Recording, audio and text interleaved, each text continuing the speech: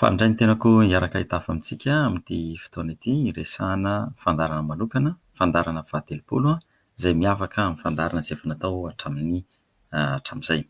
Koa dia miarahaba antsika rehetra mpihaino sy mpanaraka ny fandarana Zarahaimaasoa, fandarana izay omanina vokarin'ny hetsika asa ao Madagasikara, izay atolotry Dr Jean Luc Raveloarmisy.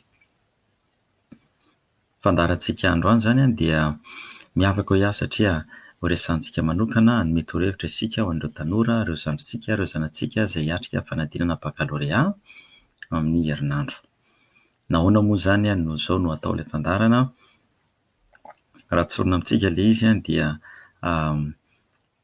lasa eritreritra be ny saiko hoe moa amin'ny herinandro ny bakalorea dia hoe mety misy zavatra azo atao hanampiana an'ireo tanora ireo.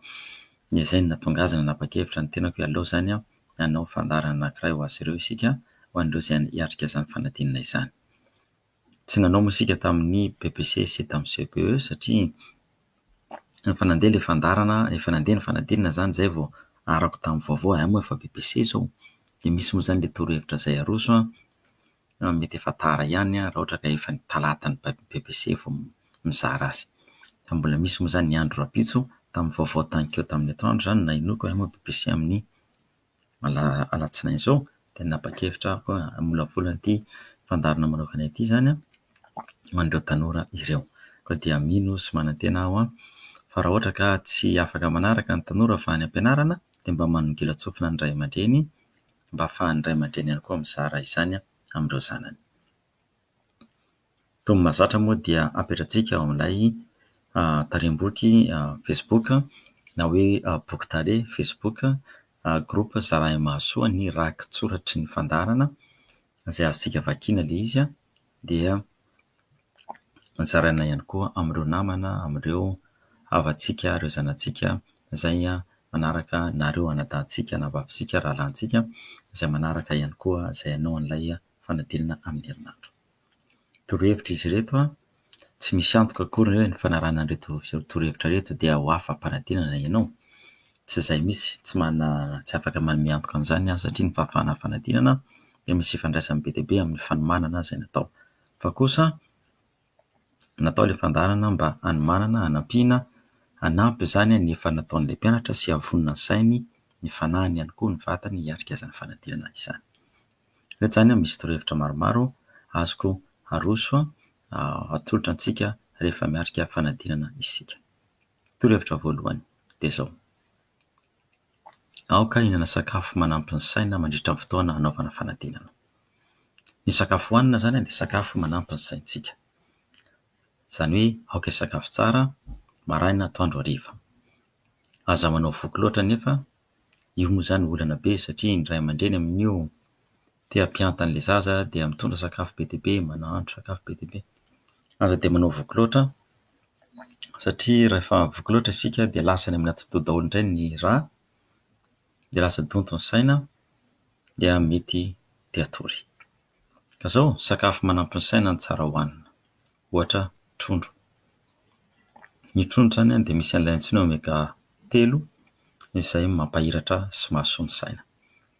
Marina fa ny fihinanana trondro androany tsy dia hisy hahatonga ny sainao hahiratra tampotampoka eo rapitso, fa ny sakafo rehetra izay miditra amin'ny vatantsika no mamolavola antsika.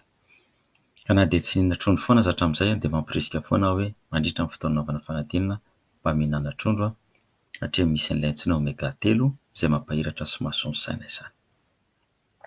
Toy izany ihany koa ny voankazo sy legioma ary ny anana, samihafa indrindra fa ireo izay matroka ny lokony: voasary, paoma, voanantsindrana, frezy, tsy haiko moa izany izao brocoli, asa raha misy any amintsika. Miala tsiny izao fa izaho milaza an'ity izao tsy fantatro hoe fotoanany inona re ny voankazo any an-tanàna re amin'izao satria miovaova koa ilay izy araka ny toerana izay misy antsika. Fa misy foana ny tsaramaso maina, ka ilay tsaramaso maina mena no hohanina, voanemba, izany hoe sakafo izay matroka ny lokony. Ireny sakafo ireny izany misy an'ilay singa na daharo izay manampy ny fiasan'ny saina, izay mampahiratra ny saintsika. Miala tsiny moa izany fa ato an-trano manao an'ilay fakana feo dia miantso teo ilay zanako fa dia miala tsiny amintsika. Ny sakafo manaraka koa dia sakafo misy protéine toy ny voanjo, ny atody, soja, ronono, yaourt ary mazava ny rano mazava ho azy fa ny rano madio. Fadio kosa ny zava-misotro zava-pisotro, ny zava-pisotro mampatanjaka tampoka tahaka ny kafe na le antsoin'zareo hoe énergie 5 na zava-pisotro misy alikaola. Ireny zany manome hery tampoka fotsiny izy. Manome hery tampoka izy dia avy eo rava tanteraka ny hery rehetra ao aminao. Mazava ho azy moa ny zava-pisotro misy alikaola dia tsy misy zavatra fahazavan-tsaina ho azonao avy aminy fa fisavoritahana indray aza no aterany. Tsy mahasoa ihany koa ny mihinana zavatra mamy be loatra. Tsy mahasoa ny fihinanana zavatra mamy be loatra, mahatonga ny saina mahatonga ny saintsika atory sy horendremana ireny sakafo ireny. Raha fehezina sakafo manampy ny saina mandritra ny fotoana sakafo manampy ny saina zany no tokony hohanina mandritra ny fotoana anaovana fanadinana. Ireo sakafo ireo mazava ho azy andrahoina tsara, madio tsara mba tsy ho sanatria ho tratran'ny areti-kibo mandritra ny fotoana fanaovana fanadinana. Torohevitra faharoa. Aoka ho tonga aloha mba hialana amin'ny fikoropahana. Tokony efa fantatra mialohan'ny fotoana zany ny efitrano anaovana fanadinana. Raha azo atao aza moa ka misokatra zany efitrano zany dia fantarina ny dabilio hipetrahana ary indrindra indrindra fa ny toerana fivoahana. Zava-dehibe io toerana fivoahana io hafantaranao fa misy ve le toerana sa tsisy. Ary raha misy izy, aiza misy azy. Ohatra ny ahoana amin'ny fahadiovana, mba hahafahanao miomana mialohan'ny fotoana satria maha olombelona antsika dia misy fotoana ilana izany toerana fivoahana izany. Ka dia eo moa zany ho an'ny lehilahy, ho antsika ranabavy dia aoka vonona amin'ny hoe ohatran'izao tahaka an'izao ny karazan'ilay toerana hivoahana dia efa mivonona amin'izay rehetra rehetra izay fa izy io koa raha fa matetika rehefa misy fanadinana ohatran'io dia misy ny mamporotra tampoka dia sahirana dia tantara tsy mana-tsahala avy eo raha ohatra ka tsy hita hoe aiza le raha dia sahirana rehefa tonga ilay miantso izay hoe tsy maintsy andeha hivoaka ny tena. Torohevitra fahatelo. Aoka ho tony satria efa ela no niandrasanao ny fotoana anehoanao ny tena fahaizanao. Aoka ho tony tsara. Efa fantatra io hoe isy ny fanadinana. Ary efa ela ny nahafantarana ny daty. Ka aoka zany ho tony, efa niandry anio dia aoka ho tony. Ny fanadinana dia fotoana anehoana ny tsara indrindra.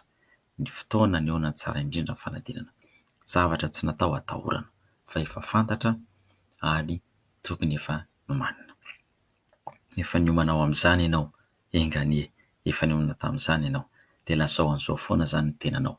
Vitako ity ary azoko atao no ho afaka, indrindra fa ny tompo no momba sy mitarika ahy. Io moa zany kristianina ny tenako ary tsy miala tsiny mihitsy amin'ny fampidirana ny resaka momba an'Andriamanitra amin'ny resaka izay ataoko. Fa dia izay noho izy hoe lazao ny tenanao, tsy resaka fireharehana zany fa zao manana ny tompo isika dia lazao amin'ny tenanao hoe vitako ity ary azoko atao no ho afaka, indrindra fa ny tompo no momba sy mitarika ahy. Raha toaka mikoropaka sy misavorovoro mantsy ny saina dia tsy mety ny zavatra atao. Ka inona ary no hiatrehana an'izay fisavorovoriana izay? Misaboritaka zany ianao, koropaka ianao, tera-tsemboka, tsemboka ny tanana zany mando, any anatin'ny bakiraro any malama ny kiraro, tera-tsemboka ny tarehy, ny ery amin'ny orona ery misy atsemboana. Dia inona no atao? Mijanona kely aloha. Rehefa misavorovoro ny saina dia aoka hijanona kely. Aoka hijanona kely dia rehefa avy eo miaina lalina. Ohatran'izay mety enina roa andro izy zany zao mijanona kely ianao dia miaina lalina dia afereno indimy na impolo izany. Ka zao miaina amin'ny vava. Azafady miaina amin'ny orona, miaina amin'ny orona. Dia avoaka amin'ny vava ilay rivotra. Tsy fantatro raha ianareo ihany ilay izy. Miaina amin'ny orona dia avoaka amin'ny vava. Ataovy indimy zay na ataovy impolo, manisa tsy mijanona zany atao indimy indray mandeha dia mijanona kely, dia atao indimy indray mandeha dia mijanona kely, na atao impolo indray mandeha dia mijanona kely. Izany hoe miaina amin'ny orona dia avoaka amin'ny vava. Dia amin'izay fotoan'izay zany rehefa vita amin'izay zany mahavita an'izay ianao dia tohizo amin'izay ny famakiana ny lazahadina sy ny famaliana ilay valim-panontaniana. Aza mikoroapaka. io zany raha misy ny atao hoe didy faha 120 dia aza mikoropaka zany le izy eto satria fanadinana no atao, ary ny fikoropahana dia fahavalon'ny fahombiazana rehefa manao fanadinana. Averiko rehefa ianao zany savorivory ny lohanao, mikoropaka ianao, mangovotra ianao, matahotra ianao, ny zavatra atao dia tsotra be. Mijanona segondra vitsivitsy dia miaina lalina, izany hoe miaina amin'ny orona, dia avy eo avoaka amin'ny vava tahak'izay, dia atao 20 zay. Ataonao 20 zay dia tohizanao ny fanaovana an'ilay famaliana amin'ny fanontaniana. Raha ohatra indray zany hoe mbola tsy hitanao milamina ny sainao fa mbola mangovotra ianao na mafana ny ravin-tsofina, mafana ny takolaka, tera-tsemboka, dia avereno indray mandeha. Io zany tsy avereno kely indray mandeha fa avereno indray mandeha indray ilay izy miaina amin'ny orona dia avoaka amin'ny vava. Tokony misy filaminana ianao avy eo fa le rarin-tsaina mantsy no mahatonga an'io, ambony be le rarin-tsaina, le kapoka le rarin-tsaina dia mandraingirangy ny tena dia tsy mahafantatra intsony izay atao. Fahaefatra, raha mety, ity torohevitra ity zany tsy fantatro raha mety sy atao any amintsika fa dia zaraiko ilay izy. Tamin'ny androny ahy moa tamin'izay nakabaky efa ela zany, tany amin'ny taonjato faha 20 tany, fa ela be. Dia tamin'ny androny ahy zany rehefa makabaka, tamin'ny nakabaka dia afaka mangataka taratasy ianao zany atao vakiraoka. Ka raha ohatra ka izay ny fandehany na raha afaka mitondra taratasy avy any an-trano na kahie, tsy fantatro, miala tsiny satria adiniko nanontany an'ny dadanay, fa dadanay mantsy mitantana sekoly dia adiniko nanontany anazy hoe ohatranao no fanaova ny baka any amintsika, satria ity fandarina ity zany zavatra vao nomaniko avy hatrany raha vao nahino tamin'ny vaovao hoe misy fanadinana amin'ny herinandro. Fa raha mety zany ny torohevitra fahaefatra dia izao: mangatà taratasy na takelaka mihoatra ny iray anoratana. Izany hoe mangatà mihoatra ny anankiray zany, tsy haiko mantsy ataon'zareo na ray isaky ny mpianatra angamba, tsy haiko, fa dia ianareo mahalala azy eo fa aza tsiny raha ohatra tsy mifanaraka amin'izay, fa ny hevitra eto zany dia atao mihoatra n'ilay anoratana ny taratasy angatahana, atao vakiraoka. Izany hoe aza mianina amin'ny ray ihany fa mangatà mihoatra hatrany, amin'izay tsy taraiky ianao amin'ny fanoratana ny valim-panontanianao. Izany hoe raha ohatra mety zareo misy zany le taratasy anankiray iny zany efa omeny anoratana ny valim-panadinana, dia aza ray ihany no angatà fa mangatà roa avy hatrany. Amin'izay fotoana izay rehefa feno iny taratasy iny dia avy hatrany no tonga dia efa miditra amin'ny takelaka manaraka indray. Amin'izay zany ianao tsy taraiky miandry andry zareo hanome takelaka anao. Mety tsy hanome hery zareo fa mangatà foana fa mety hahazo ianao. Raha toa ka taratasy iray ihany mantsy no omen'izy ireo dia mangatà avy hatrany rehefa voasoratra ao ny andro tokony mba tsy hampitarazoka sy hahabe teboteboenao indray. Raha ohatra zany zareo tsy manome avy hatrany dia rehefa ny andro tokony le pejy zany efa voasoratra, ny andro tokony le taratasy dia avy dia efa tsangano ny tanany dia efa mangatà manaraka mba hahatonga anao tsy hitarazoka sy hahatonga anao tsy hiteboteby. Izay zany ny mangatà taratasy anankiray mihoatra n'le ray zany anoratana amin'ny valiny. Rehefa tsy mety manome izy raha vao feno ny andro tokon'ilay taratasy, le pejy zany, dia avy hatrany tsangano ny tanana mangatà vaovao indray anoratana, amin'izay zany tsy mitohana na taraiky ary mba ho maivana kosa no afaka ny teboteby ao an-tsaina. Fahadimy, aoka hilamina amin'ny fanomanana sy ny fanoratana ny valim-panontaniana. Lamina, tena tony. Dia izay lazaiko hoe raha ohatra zany ianao tsy tony, tsy tony zany ianao fa taitaitra. Io zany hoe aza taitaibombana, aza taitaibombana mihitsy, lamina fotsiny tsika.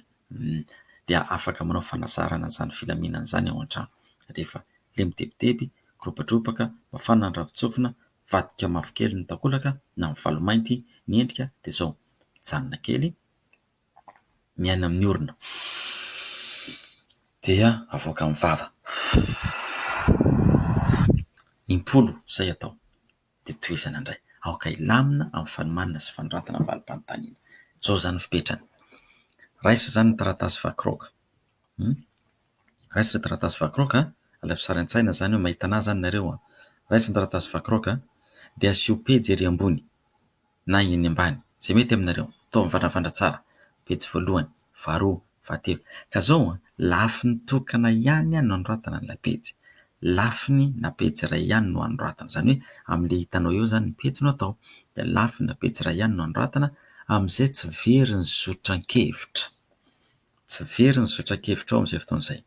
Fa iny le lafiny tokana iny ihany no anoratanao. rehefa feno zany le lafiny tokana iny dia avadika fotsiny izy akombona zany dia raisina indray ny takelaka manaraka. Tsy anoratantsika ny eo ambadika. Inona ny antony? Tsotra be. Zany hoe raisina tsirairay zany iny avy eo dia afindra amin'ilay takelaka anoratana ny valiny marina. Sanatria zany ka tsy voafindra amin'ny valiny rehetra noho tsy fahampian'ny fotoana dia eo amin'izay satria tsy haiko ny lalàna any Madagasikara na ny fomba mpitsara any fa raha ny ety États-Unis zany dia azonao ampiarahana amin'ny takelaka nanoratanao ilay nataonao vakiraoka iny ny valiny. Izany ilay vakiraoka iny zany azonao ampiarahana any amin'ny takelaka izay nanoratanao. Raha ohatra ka tsy azo atao izay, eto zany nareo mila manatihady kely fa sao dia tsy mifanaraka amin'ny zavatra misy any Madagasikara ilay zavatra lazaiko. Fa ny tianam-bary eto dia tsotra. Pejy iray ihany ny anoratana, amin'izay tsy mamadibadika antsika. Amin'izay tsika tsy zay ary nankaza maha izy takeo. Oy, ary very koa anie za ty. Oy, aza ma le valiny takeo. Oy, tsy mifandray le raha. Ka mba hialana amin'izay zany dia le pejy tokana ihany dia atao akombony dia miditra indray ny pejy faharoa dia rehefa hanoratra azy amin'izay ianao hamindra azy ery amin'ilay taratasy anoratana ny valiny dia jerenao fotsiny ny larana 1 2 3 4 5 dia iny no averina soratana ary amin'ilay taratasy izay horaisin'ilay aterina zany ilay misy ny valim-panontaniana. Asa raha mino fa mazava aminareo ny fomba nitondrako azy. Ny vakiraoka zany asiana larana 1 2 3 4 5. Tsy misy ny ao ambadik'ilay vakiraoka. Pejy tokana ihany dia amin'izay tsy sahirana ny saina mifandray amateresaka aty sady tsy mifandray. Ary manakory tsara mba izany fa karaha misafiritaka. Tsy misafiritaka ianao amin'izay fotoan'izay raha izay ny zavatra ataonao. Torohevitra fahaenina. Izay tena hay no sorato aloha ary afantoy amin'izay hay ny saina fa tsy ny tsy hay. Io dia tena raharaha io amintsika mpianatra. Le tsy hay indray no manahirana antsika. Dia misy mandraiky marary kibo. Le tsy hay no vakiana aloha. Hoe tsy nanao an'le famerenan-desona momba ninjako. An'ilay mpampianatra koa tsy mba niresahany taminay mba tsy mba vaniteniteneniny. Tsy mba nisopapa mba nomeny. Sao angao agny avilay apetrao. Adoso le tsy hainao avelao. Le tsy hay ambela. Aza atao iasana aloha. Zay hay soraty tsara ary afatoy amin'izay ny saina. Zay ilay fahasoloa. Zava-pitranga amin'ny fantonoana. Fanadinoana zava-pitranga. Zay fantatrao sy hainao momba ilay laza adina no sorata avy hatrany dia ataovy tsara. Ivereno avy akeo le tsy hay. Ivereno le tsy hay avy akeo. Raha toa ka tadidiny valiny. Satria izao anie, ianao dia tsaraina amin'izay soratanao fa tsy izay adino na tsy voasoratra. Izay no voasoratra ao takeo, izay ny anomezana noty ianao. Fa tsy hoe adino le zao dia tsy mena noty izy. Le soratanao iny no hitsarana anao. Mazava ho azy tafiditra ao anatin'ny kajin'ilay mpitsara ihany tsy voasoratra n'izao fa le endriky ny zavatra nisoratana no hitsarana antsika.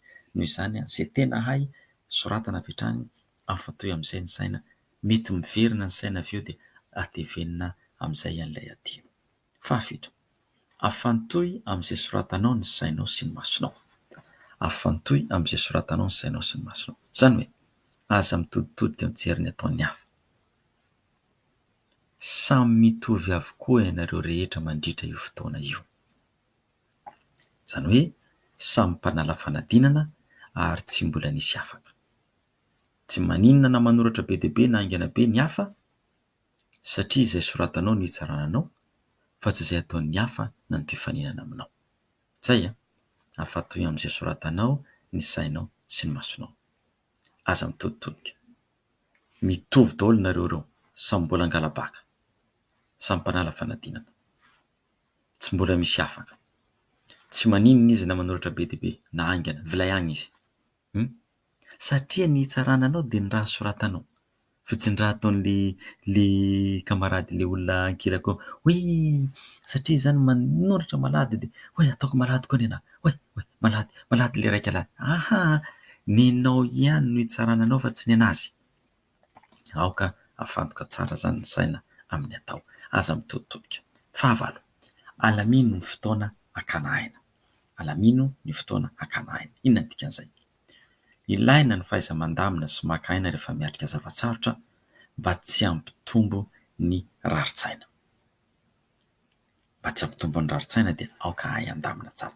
Fantatrao fa adiny 5 na adiny 4 ilay taranja dia manao kajy kely ianao hoe zao minitra anaovako an'ity, zao minitra anaovako an'ity, dia arao ilay fotoananao zany. Aoka hiato kely ary haka aina rehefa tsy afaka miasa intsony ny saina. Aza adino zany ilay resantsika tany aloha, ilay teboka faharoa ilay hoe rehefa mikropaka dia miaina impolo. Aza adino iny ya. Fa zao rehefa mikorontana ny saintsika na mikropaka antsika dia tsy mandeha ilay raharaha. Ka zao rehefa tsy afaka miasa intsony ny saina dia aoka hiato kely. Dia azonao atao mandeha maka rivotra kely raha mbola misy ny fotoana. Tsy haiko, mandeha mivoaka kely zany e. Maka aina kely dia miverina indray avy akeo. Fa asio alaminy tsara ny fotoana araka izay fotoana natokana hanaovana ny fanadinana amin'ny taranatra tsirairay. Fahasivy, tantany tsara ny fotoana anananao.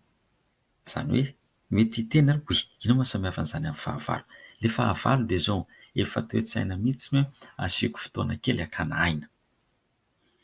Mba hiainana kely zany ohatran'izany ataoko mba hiainana kely. Fa ny fahasivy dia zao tantany tsara ny fotoana ananana. Ilay fotoana anananao zany azo zaraina 4. Voalohany fiomanana. Ilay miomana zany. Faharoa fandinihana. Fahatelo fanoratana. Fahaefatra famirenana izay voasoratra. Izany hoe ilay voasoratra avy tary amin'ny vakiroaka na ilay voasoratra averina vakiana. Dia tsy nataoko ao anatiny ilay fahadimy fa ilay fahadimy dia fanaterana ny asa natao. Fantaro tsara zany ny fotoana ilaina alamina amin'izay fotoana izay zany. Fantaro tsara ilay fotoananao zany izay ilainao alamina tsara zany, satria misy fandaminana manampy anao amin'ny famalinana ny fanontaniana zany izay. Fantaro tsara zany ny fotoana ilaina hamalianao ilay fanontaniana rehetra. Zarao 4 zany ilay fotoana anananao. Voalohany fotoana hamakiana ny fanontaniana. Aza mikropaka satria raha tsy azo tsara ny fanontaniana dia mety ho diso ny valiny. Raha tsy azo tsara ny fanontaniana dia mety ho diso ny valiny. Faharoa fotoana hanaovana ny drafitra sy hanomanana ny valiny. Fotoana kely ihany no ilaina eto satria na tsara aza ny drafitra nefa tsy voafindra ny valiny dia faty antoka iray lavaka. Izany hoe aza variana manoratra ary amin'ny vakiroaka manao drafitra, satria na tsara tahaka ny aza ny drafitry ny fomba hamarinao ny fanontaniana io ka tsy voafindranao amin'ilay takelaka misy ny valim-panontaniana, raharaha be manaraka ny arabe enjana be, satria le voasoratra ihany no hitsarana, le voasoratra ihany no hitsarana. Alaminy tsara zany ilay fotoana. Misy fotoana hanaovana ny drafitra sy hanomanana ny valiny dia fotoana kely ihany zany no ilaina eto, satria na tsara aza ny drafitra nefa tsy voafindra ny valiny dia faty antoka iray lavaka ny mahazo antsika. Fahatelo fotoana hanoratana ny valiny. Ity no mila fotoana betsaka indrindra. Ny andro tokony fotoana ananana dia tokony hanoratana ny valiny. Ny andro tokony fotoana ananana dia tokony hanoratana ny valiny. Valin'ilay fanontaniana zany. Ary ny fahaefatra farany dia zao fotoana hamakiana ny voasoratra sy hantsiana ny tsy nety. Aza atao ambanin-javatra io. Aza atao ambanin-javatra io. Satria io no hantsiana izay tsy mety sy hanatevenana ny tsy ampy. Indraindray isika izany variana any amin'ilay manomana, mandeha be ilay fotoana dia adinontsika ilay tsy voasoratra, tsy voavaky dia lasa mety misy zavatra diso any, misy tsipelina diso any, misy zavatra tsy miteny any dia lasa voamafy be tsika. Ka aleo zany manokana fotoana amin'izay. Averiko tantany tsara ny fotoana anananao, fotoana hiomanana, hamakiana ny fanontaniana, aza mikropaka amin'io fa mifantoka tsara. Fotoana hanaovana ny drafitra sy hanomanana ny valiny, fotoana kely ihany io zany hanoratana reto avy nosoratako. Dia fotoana fahamanaraka hanoratana ny valiny, izay ny tokony handaniana fotoana betsaka indrindra, ny andro tokony fotoana ananantsika, ary ny farany dia fotoana hamakiana ny voasoratra sy hantsiana ny tsy nety. Vita izay rehetra izay dia aterina moa zany ilay valim-panontaniana. Torohevitra fahafolo. Omeo aina kely ny tanana rehefa reraka izy. Io ny torohevitra fahafolo. Mety ho reraka ny tanana rehefa manoratra elabe dia tsotra no hanaovana azy. Atsory sy avokoa ny miverimberina zany ilay ratsan-tananao. Atsory dia avokoa ny miverimberina. 5 ka hatramin'ny 10 zany. Mety tsy heninareo ilay izy zany fa dia manao azy eto avotsory dia avokoa ny miverimberina ny tanana. dia avy eo miverena manoratra indray. Azo atao koa manodikodina moramora ny tanana mba hanalavizana. Nasorany avy atao mihodina ankavia, atao mihodina ankavanana. Dia azo atao matetitetika izany isoroana ny havizanana. Dia azo atao koa ny mitondra baolina sponge kely. Tsy fantatro raha avelan'ny zareo izany any amintsika, raha misy baolina sponge kely any aminao, na misy zavatra boribory kely any aminao, na voasary, dia raisina iny dia potsipotserina iny rehefa reraka ny tanana. Satria miankina amin'ny toe-javatra io. Ozy hoe miankina amin'ny fandehan'ny raharaha any amintsika io raha avelan'ny zareo dia ataovy izay. Dia ataovy afaka manao fampiarana ao an-trano. Dia hitanao mihitsy fa samihafan'izany tanana maivamaivana izany afaka izany ilay havizanana ilay mety misy aza fanaintainana satria miraikitra mihitsy ilay tanana amin'ilay manoratra. Raha ohatra moa tsy avelan'ilay mpiambina fanadinana ny mitondra sponge na voasary dia ilay lazaiko izay hoe ahodikodony tsara fotsiny tananao na atsory sy avokoa ny ratsan-tanana. Torohevitra farak 10. Misotro rano matetika. Ilaina io mba hahatonga ny tena tsy ho maina, mba hahatonga ny saina ihany koa izany hiasa satria ampy rano. Fa lanjalanjao ihany koa aloha fa sao dia mahatonga anao handeha hivalan-drano matetika indray ka manapaka ny fifantohana. Mety tsy mahaliana ihany koa ny fandehanana amin'ny valan-drano satria maloto ilay toerana andanana. Ka izay no mahatonga hoe jereo mialoha aloha izany ilay toerana ivoahana. Manao kajy tsara ianao izany, mety fantapantatra ihany ny tenanao isaky ny misotro rano ianao dia asa afaka firy minitra na adiny firy ianao no ora firy no mandeha mivoaka. Ka izay izany no tsara lamina satria ilay mandeha mamany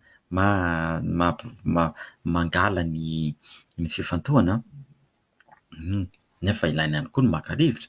Ka io ilay hoe lanjalanjao tsara ilay izy. Ka tokony efa hita mialoha izany ny fotoana ahafahanao hoe amin'izao izany mety mandeha mivoaka. Izay no ilantsika ilay hoe mandeha alohan'ny fotoana hijerena an'ilay toerana ilay kabonezana.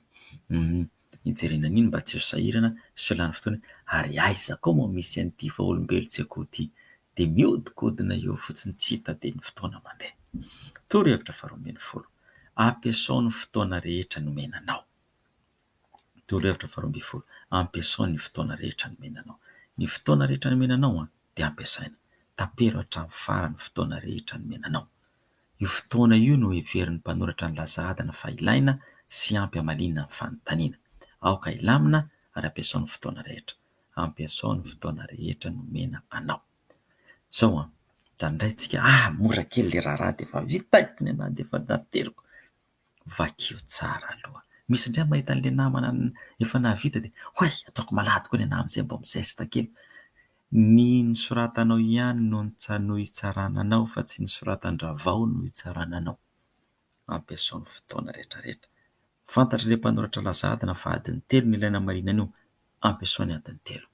Ary ao ilay fizarana lazaiko tary, ilay fotoana makina ny fanontaniana, fotoana anaovana ny drafitra sy hanomanana ny valiny, fotoana anoratana ny valiny, ary fotoana makina ny voasoratra ary antsiana ny tsy mety. Faha 13. Aoka nanapa-kady hiatrehana ny fanadinana na hiatrehana ny taranja rehetra eo anelanelan'ny fanadinana na taranja roa na taranja maro mifanesy. Averiko aoka nanapa-kady hiatrehana ny fanadinana na ny taranja rehetra eo anelanelan'ny fanadinana na ny taranja roa na maro mifanesy. Izao no tiako ambara amin'izay. Araka izay azo atao dia aoka haka aina na hiala sasatra eo anelanelan'ny fanadinana.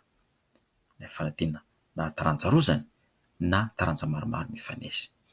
Tsara indrindra raha afaka mitsangana sy mandehandeha ianao ary miaina lalina mba hanadiovana ny saina. Aza mieritreritra intsony izay vita satria tsy misy azonao atao intsony. Ny fanadinana manaraka indray izany izao no mila heverina. Taranja iray izany ataonao amin'ny maraina. Lasa misakafo, taranja iray indray izany amin'ny hariva. Dia asio fotoana tsara mihitsy izany mba hiatrehana, mba hakana aina sy hanomanana ny saina hoe vita aloha izany izay raha filao. Vitany ianao raha filao dia vita ny filao. Rehefa vita ny filao dia vita ny filao. Tsy misy resaka filao fa vita ny filao. Fa ny mahavoantsika ny raharantsena hoe tena adiniko maty hoay izay firetan-toro nataoko izay dia adiniko hoay tsy ny vita aoka ny lasa omba ny lasa ho zareo mahay miresaka izay. Efa vita iny dia ny hatrehana indray izany izao inona manaraka. inona indray zany zao no ataoko manaraka. Any zany ny saina zao. Zay le hoe manana paikady. De zay no tohina amin'ilay faha 7ambin'ny 10 fa tsaronako aloha le torohevitra 7ambin'ny 10 teo. Inona ny paikady ampiasaina zany mba hahatonga anao vonona amin'ny taranja manaraka, mba hahatonga anao koa zany hoe vita iny tonga de miditra manaraka zany. Fotoana malalaka petrapetrahana. Raha misy olona manatitra sakafo, resaka atao amin'ilay mpanatitra sakafo de efa resahana ilay mpanatitra sakafo hoe zao indray zany fanomanana ny saiko manaraka indray zany zao no ataontsika. Omanina ny saina amin'izay manaraka. Mifandray amin'ny torohevitra faha 7ambin'ny 10 mantsy izy io. Tsy fotoana tsara iresahana amin'ny namana izay hay sy tsy hay intsony izao. Tsy iresahana an'izay hay sy tsy hay intsony izao ireo fampiresahana amin'ny namana, na amin'ny dada sy neny, na amin'ny dadatoa, na amin'ny nenitoa, na amin'ny dadabe sy bebe. Rehefa vita ny taranja rafilo, rehefa vita ny kajy, rehefa vita ny teny farantsay, vita iny, veloma hoe io tsy misy manaraka indray mihaona ka anao aro afaka kala ihaona amin'inona koa. Rehefa vita de vita. Samy manana izay nampifantohan'ny sainy ihany koa mantsy isika tsirairay avy. Ka tsy voatery hahasoa ny firesahana amin'ny namana. Io namana io raharaha. Nanao lesy le kajinareo? Inona lesy ny safidinareo tamy? Zay ny fidintany, tsisy idirako amin'izany hoe nenaha fa vita. Nanao akory izy takao? Tao izy takao. Tao nanao akory? Takao. Fa vita. Tsy teresaka an'izany aho ka fa vita iny. Satria manjary mamoa fo tamandry hoy tena adiniko. Maty zaho.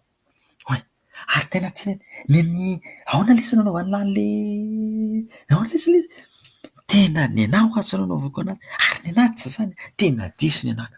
Tsy izay le izy. Le vita tsy fampiresahana amin'ny namana intsony. Tsy misy adihevitra. Fampiarahaba, nanao lesy tao lesy le izy natao taoko vita. Vita. Tena nanao. Mora sarotry. De efa vita lesy vita. Tsy miresaka n'intsony afa zao indray manaraka. Ohatra an'izay koa tsika ray aman-dreny. Izay vita aza ampongarina intsony fa vita iny. Tsy misy zavatra azo atao an'iny intsony. Vita iny. Omanina indray ny saina hiatrehana ny manaraka. Torohevitra faha 5ambin'ny 10 torimaso. Ahoana tsara ty torimaso ty. Ilaina ny ampy torimaso. Ilaina ny ampy torimaso rehefa manao fanadinana. Misy fahendrena nefa tsy maintsy arahana amin'izy io.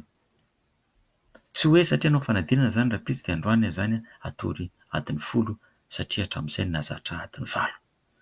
Mila tandremana tsara izy fa tsy hoe mila ampy torimaso indray zany de anao atory be dia be indray azy zany zao. Nefa hatramin'izay anao tsary natory ela be. Azonareo tsara? Ka mila mitandrina. Fa le mahazatra anao ihany no atao fa ampiana kely fotsiny izy mba ho ampy ny torimasonao. Fa tsy atao mihoatra be fa lasa tsy mety satria lasa vatanao indray zany zao lasa miova. Tsy azonao atao ny manao reraka alohan'ny anaovana fanadinana. Tsy azonao atao ny miaro-tory alohan'ny anaovana fanadinana. Fa tsy azo atao koa ny matory be loatra. Ilaina zany ny fandanjalanjana. Ilaina ny fandanjalanjana ary tsy misy tsara ny matory alohan'ny amin'ny sasakalina. Ilaina ny fandanjalanjana mba ho afabizana tanteraka isika amin'izay tonga ny maraina miatrika an'ilay fanadinana. Zava-dehibe ny torimaso atao viampy fa aza atao be loatra fa vao mainka indray manasavoritaka ny lohantsika, manasavoritaka ny vatantsika izany. Torohevitra farany dia izao. Ny tompo no mombanao sy miaraka aminao. Asa adino. Ny tompo no mombanao sy miaraka aminao. Ankinao amin'ny fanahinao rehetra. Ankinao amin'ny ny fanahinao rehetra. Mialoha ny fanadinana. Mandritra ny fanadinana ary ao aoriana ny fanadinana. Fa izy no mihay anao. Petera voalohany toko 5:7. Ankinao amin'ny fanahinareo rehetra. Mialoha ny fanadinana. Mandritra ny fanadinana. Ao aoriana ny fanadinana. Fa izy no mihay anareo. Izany hoe feno ivavaka ny fotoana rehetra anananao. Mialoha ny andraisana ny laza adina. Rehefa avy nandray ilay laza adina, eo am-panoratana izay ho valiny ary rehefa mamarana azy. Zay feno ivavaka ny fotoana rehetra ananana. Mialoha ny andraisana ny laza adina, rehefa avy nandray ilay laza adina, eo am-panoratana izay ho valiny fanontaniana ary rehefa mamarana azy. Zay rehetra zay no torohevitra azoko menantsika amin'ny fotoana izay ananantsika efa nioarana be aza ny fotoana fa dia mirary antsika rehetrarehetra ho tafita soamantsara, mirary antsika ray aman-dreny ihany koa mba hanohana ny zanantsika Ny fandaharantsika manaraka amin'ny latsinainy zao miala tsiny aminareo samy manko nabanantena hoe hiresaka momba vatsim-pianarana manokana Madagasikara. Fa aloha mbola hiresaka momba ny fanadinana fa mbola misy torohevitra hafa natokana ho antsika ray aman-dreny sy ny mpikarakara amin'ny latsinainy indray antsika manao azy. Hifonana, tena hifonana mihitsy ho anareo izay nanantena hiresaka vatsim-pianarana ho an'izay hianatra any Madagasikara ihany. Fa aleo ataontsika andro hafa ilay izy. Fa mba mangata-dalana izany mba ho ataontsika amin'ny alatsinainy ny torohevitra manaraka ho an'ireo ray aman-dreny sy ny mpikarakara an'ireo zanantsika ary koa ho an'ireo mpanala fanadinana. Izay ary izany ny fandaharana androany tompoko lahy sy tompoko vavy, mankasitraka sy mankatelina amin'ny fanarahanareo. Ny fandaharantsika, fandaharana Zarahay Mahasoa, voakarin'ny hetsika asa ho an'i Madagasikara, nomanina sy natolotry Dr Jean-Luc Velormisy, fiaraha-miasa ifanaovantsika amin'ny AZ Radio Télévision, misaotra ny teknisianina nampita ny feo tany amintsika. Mankasitraka tompoko lahy, mankasitraka tompoko vavy, mahireza anareo ry zandry, ry zanaka, na misy ray aman-dreny koa mahireza fa azontsika atao tsara ny ho tafita fa mila fahatoniana sy fahatokisana an'Andriamanitra izany. Samy tain'Andriamanitra ary samy ho ela velona daholo tompoko. Misaotra tompoko.